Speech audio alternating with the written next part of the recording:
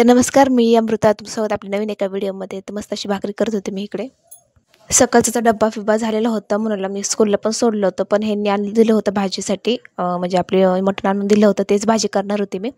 मग मस्त तिथं 2-3 भाकरी टाकून घेतल्या, साईडला भात केला होता. मग एक-एक करून सगळ्या माझ्या भाकरी चालल्या होत्या. बाकीचा राडा पण राहिला होता, ते पण आवरून घेतला. मुलांना स्कूल परत सकाळी सम्राटला सोडलं होतं स्कूलला मी, आणि परला पण सोडवलं होतं. मग सकाळी स्कूलला दोघांना पण सोडून आले होते. लगेच स्वयंपाकाला लागले. हे नंतर स्वयंपाक केला होता, म्हणजे याने दुपारी आणून दिलं होतं, एक 12च्या दरम्यान आणून दिलं होतं भाजीसाठी.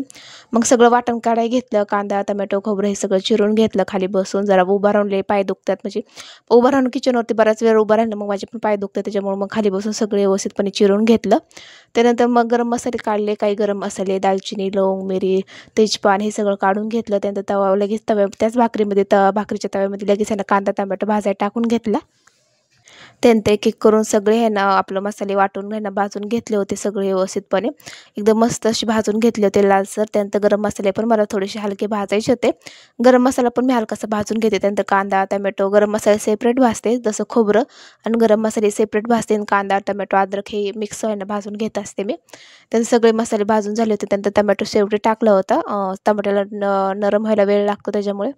तर मग नंतर टोमॅटो टाकून घेतले. टोमॅटो मस्त असं झालं होतं, सगळं भाजून झालं होतं, व्यवस्थितपणे प्लेटमध्ये काढून घेतलं होतं.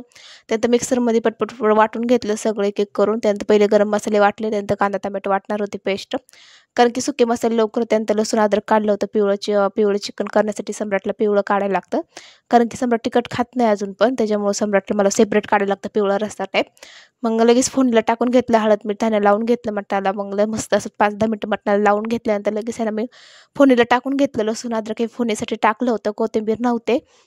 मग त्याच्यामुळे लगेच चिकन पण टाकून घेतलं, मस्त असं परतून घेतलं होतं. पहिलं तर आपलं हळदी मिठामध्ये तेलामध्ये पूर्ण असं परतून घेतलं होतं.